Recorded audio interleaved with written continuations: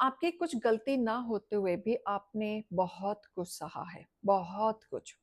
अपनी ज़िंदगी आपने स्ट्रेस में निकाली, बर्डन में निकाली, ऐसे एनर्जीज़ में निकाली जहाँ पे आपको सपोर्ट करने वाला भी कोई नहीं था, आपको हील करने वाला कोई नहीं था, आपको मोटिवेट करने वाला कोई नहीं था।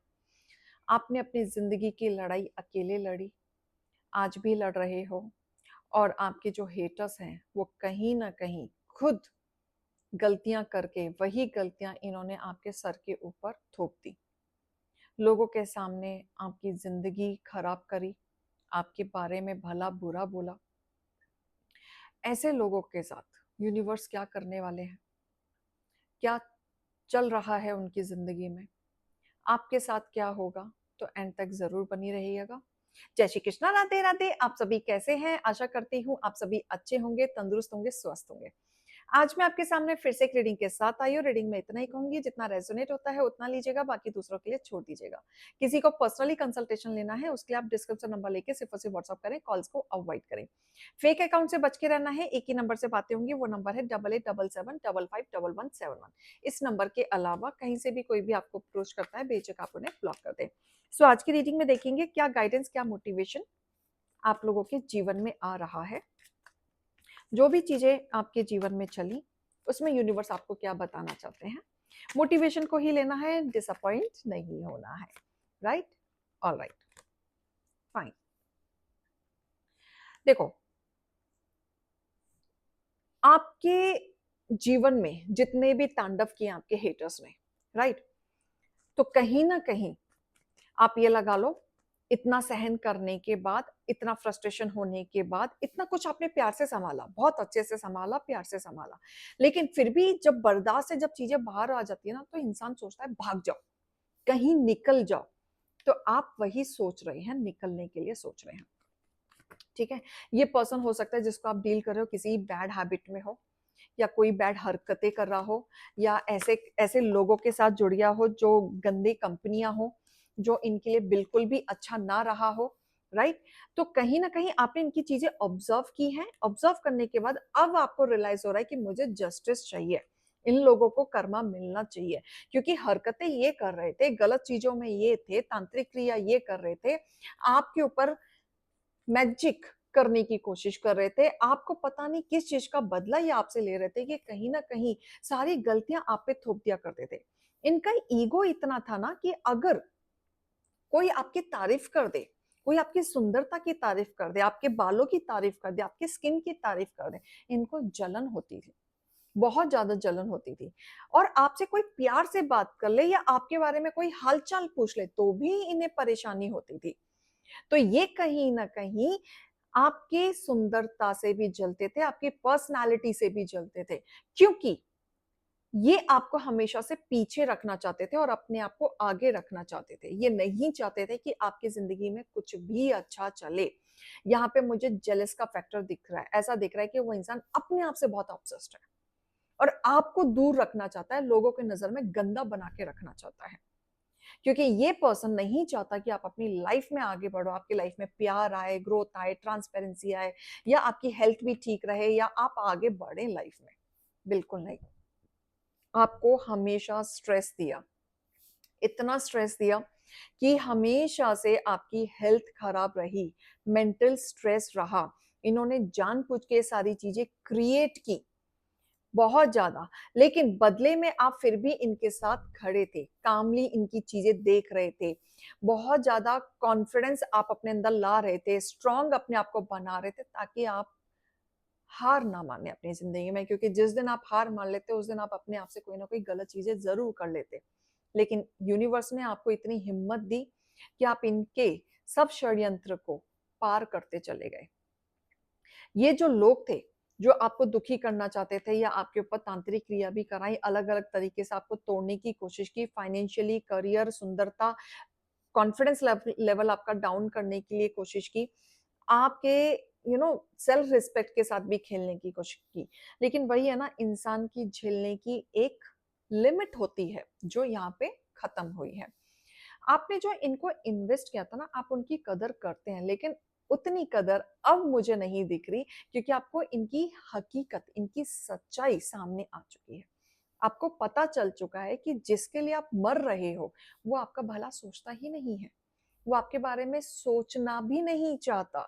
जिसके लिए आप भाग रहे हो पीछे, आप चाह रहे हो कि आपको भी अटेंशन मिले, प्यार मिले, और उस चीज को पाने के लिए आप बस भाग रहे हो उस व्यक्ति के पीछे, वो चीज आपको नहीं मिल रही है, तो वहीं पे आपको स्टॉप होने के लिए बोला जा रहा है।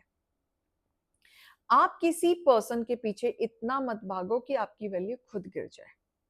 दूसरी चीज, आप जितना बन रहे हो, जितना मतलब ये पर्सन की आदत क्या है ना कि खुद गलतियां करेंगे, खुद अफेयर चलाएंगे, खुद आपसे स्पेस लेंगे, खुद बाहर जाएंगे, लेकिन ब्लेम किस पे लगाएंगे? आप पे लगाएंगे, पूरे घर वालों पे। वो पूरे घर वाले को कंट्रोल करने की कोशिश करेंगे, अकेले खड़े होके वो आप पे डोमिनेंस करने की कोशिश करेंगे, एंड पूरे फैमिली को ये जताने की कोशिश करेंगे कि आप डोमिनेंस हो, आपका अफेयर चल रहा है, आप घर में झगड़ा करते हो, आप आग लगा रखी है अपने घर में, और ये सोच के ये अपने आप को प्रोटेक्ट करके चले जाते हैं। और आवारागर्दी कौन कर रहा है? आपके हेटर्स। ठीक है, ये जो भी आपके हेटर्स है, कोई भी हो सकता है, आपका पति हो सकता है, आपकी सास हो सकती है, आपके देवर हो सकते हैं, आपकी नंद हो सकती है, जो भी आपके हेटर्स हैं जो आपको परेशान कर रहे हैं, अल्टीमेट मेंटली जो लड़ रहे हैं, राइट। तो यहाँ पे कहीं ना कहीं चीजें आपको गलती समझ आ रही है, जो आपने इनको परोस परोस के दिया है ना, ये उसका सिला है। अब आपको लग रहा है कि मैंने इतना किया, मुझे ये मिल रहा है, ये सिला मिल रहा है, डू आई डिजर्व दिस? तो ये सब चीजें आप एनालाइज करो, इसलिए आप अब जस्टिस चाहते हो। इनके जीवन में कर्मा जरूर आएगा, क्योंकि जस्टिस आया है, सच तो आएगा ही आएगा। जो बची कुची चीजें छुपी होंगी वो भी आएंगी, एंड जो हिडन दुश्मन है उनके भी सच्चाई आएंगी, कर्मा आएगा, एंड इनके साथ वही होगा जो आपके साथ हो रहा है। एंड जिसके पीछे ये भाग रहे हैं ना, जिसके पीछे भी भाग रहे हैं, और जिसके पीछे भाग के इनको लगता है कि जीवन में स्टेबिलिटी आ जाएगी, क्योंकि ये एफर्ट्स डाल रहे हैं, इनको कुछ नहीं मिलने वाला है। इनका कर्मा आएगा कि फाइनेंशियली ये टूटेंगे, स्टेबिलिटी से ये टूटेंगे। जिसके पीछे ये भाग रहे हैं वो व्यक्ति इनको छोड़ के भागेगा, वो इनके साथ अवेलेबल नहीं रहने वाला, वो अल्टीमेट इनको यूज कर रहा है। आप तब तक के लिए वेट करो, क्योंकि आप खुद चाहते हैं कि इनको कर्मा मिले, कैसे ना कैसे करके इनको पता चले दिल टूटना क्या होता है, रोना क्या होता है, एक इंसान की फीलिंग्स के साथ खेलना क्या होता है। आप ये खुद चाहते हैं कि इनको ये चीज पता चले, और ये आपकी सुनी जाएगी। ये जो चीज आपकी दिल की भावनाओं के साथ खेला है ना, ये आपकी इंट्यूशन से, जो दिल से दुआएं जो निकलती हैं वो सुनी जाएंगी, और आपकी जीत होगी बिल्कुल, और इनका घमंड टूटेगा।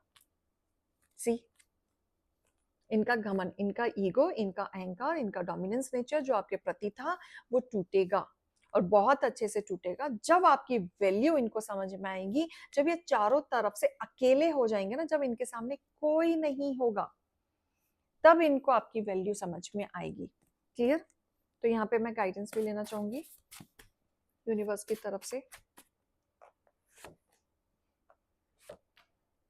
देखो, हनुमान बाबा जी आपके साथ हैं, ठीक है, अन्याय का बदला ले रहे हैं, अब ये भी आए हैं आपके साथ खड़े होने के लिए, तो यहाँ तो कर्मा का फैसला साक्षात होने ही वाला है। ठीक है, कोई आपकी तरफ अट्रैक्ट है, बात करना चाहता है, रिलेशनशिप में आना चाहता है, अगर उस पर्सन के साथ कुछ आनाकानी हुई है तो वो शॉर्ट आउट करना चाहता है, क्योंकि मिसकम्युनिकेशन हुआ है आप दोनों के बीच में, और मिसकम्युनिकेशन होने के वजह से वो इंसान चाहता है कि एक बार आप उस पर्सन से बात कर लें, एक बार उसे पर्सन को मौका दे दे, क्योंकि जो चीजें आपकी टूट गई थी, बिखर गई थी, वो समेटना चाहता है, और साथ में वो ये भी चाहता है कि इस रिश्ते को एक और मौका दिया जाए, क्योंकि जब आप इस पर्सन को एक और मौका देंगे तो वो अपने आप को प्रूफ करना चाहता है कि मैं इस रिश्ते के लिए परफेक्ट हूँ, मैं गलत नहीं हूँ, मुझे एहसास हो चुका है अपनी गलती का। तो यहाँ पे कोई सॉरी बोल के आपके साथ जुड़ना चाहता है, एक मौका चाहता है। तो यहाँ पे ये बताया जा रहा है कि वो पर्सन अभी भी आपको भूला नहीं है, वो पर्सन अभी भी आपके साथ रहना चाहता है, राइट। जिससे आपकी पक्की दोस्ती थी वही आपका दुश्मन निकला। अब यहाँ पे एक पार्ट और आ गया कि भैया किसी पे ट्रस्ट मत करो, अगर आप किसी से भी जुड़े हुए हैं तो बिल्कुल भी ट्रस्ट ना करो। ठीक है, आपके हेटर्स को लगता है कि आपको कर्मा मिलेगा। अब देखो, कर्मा की बात हो रही है, जब आप बोलते हो ना एक दिन ईश्वर देखेगा और तुम्हें कर्मा मिलेगा। अगर आपने गुस्से में किसी को भी बोला है तो उन्हें लगता है जा जा, भगवान तुझे कर्मा देगा, तेरी जैसा इंसान हमने नहीं देखा।